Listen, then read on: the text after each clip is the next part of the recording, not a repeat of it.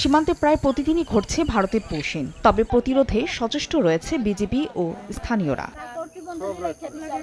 বুধবার ভোরে লালমনিরহাটের আদিতমারি দুর্গাপুরের চওড়াটারি সীমান্ত দিয়ে ১৩ জন, হাতিবান্ধার বনচৌকি দিয়ে ৬ জন এবং পাটগ্রামের আমবাড়ি, পচাভান্ডার ও ধবলগুড়ি সীমান্ত দিয়ে ১৯ জনকে একযোগে পুশিনের চেষ্টা চালায় বিএসএফ, কিন্তু তাদের প্রচেষ্টা রুখে দেয় বিজিবি ও গ্রামবাসী। আমরা ওদেরকে আটকানোর পর বিজিবি থেকে খবর দিই, খবর দেওয়ার পর ওরা এখন ভারত মাঝখানের মাঝামাঝিতে অবস্থান করতে। বাংলাদেশের লোক টের পাওয়া আর কি ভিতরে ঢুকাইতে পারে নাই, তারপরেও একটা লোক ঢুকছে নাকি ধরছে, আসতেছে, ওটাকে নিয়ে আসতেছে।